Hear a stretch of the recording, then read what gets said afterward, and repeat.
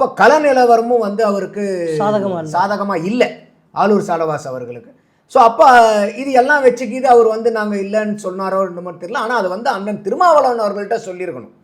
அவர் வந்து திமுகட்ட சொல்லி திமுக வந்து இவரை இங்கே நிறுத்த மாட்டார், இங்கே நிற்கணும் வைக்கணுங்கிறது வந்து ஒரு பெருசாக விசிகாக்குள்ளாரே வந்து ஆலூர் சானவாசுக்கும் அவருடைய ஆதரவாளர்களுக்கும் விசிகாவுடைய ஆதரவாளர்களுக்கும் ஒரு பெரிய பிரச்சனையாச்சு.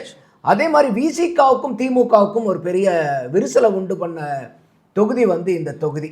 ஸோ அதனால் நீங்கள் இந்த தொகுதியை பற்றி பேசும்போது அதெல்லாம் நமக்கு ஞாபகம் வருது.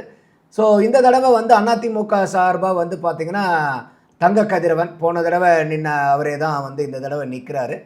ஸோ இந்த சீட்டு வந்து சிட்டிங் எம்எல்ஏக்கு இல்லாமல் இப்போ வந்து மாறி இருக்குது ஜவஹர்லாபுரம். இதில் வந்து குறிப்பாக கவனிக்க வேண்டியது வெற்றி மார்ஜின் போன தடவை வெறும் 7238 வாக்கு தான். கண்டிப்பாக இந்த தொகுதி வந்து நாம் தமிழர் கட்சி போன தடவை 9976 வாக்கு வாங்கியிருந்தாங்க.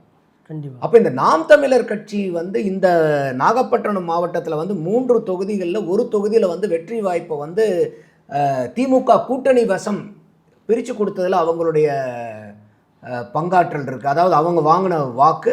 அதே மாதிரி வந்து மற்ற மாவட்டங்கள்லையும் அவங்களுடைய தாக்கம் ஏகப்பட்டது இருக்குது. இன்றைக்கி ஒட்டுமொத்தமாக நம்ம நாம் தமிழரை எடுத்து நம்ம ஓட் பேங்க் அனலைசிஸ் பண்ணினோம்னா அவங்க வாங்கின வாக்கு, அதாவது வெற்றி வேட்பாளருக்கும் ரெண்டாவதாக வந்தவங்களுக்கு உள்ளார அந்த வெற்றி மார்ஜின் இருக்குது பார்த்தீங்களா, எத்தனை தொகுதியில் வந்து அது நாம் தமிழர் வாக்கை விட அந்த வெற்றி வாய்ப்பு வாங்கின வெற்றி மார்ஜின் கம்மியாக இருக்குன்னு பார்த்தீங்கன்னா 83 தொகுதியில் நாம் தமிழர் கட்சி வந்து அதிமுக திமுகவுடைய வெற்றி வாய்ப்பை மாற்றி போட்டிருக்காங்க.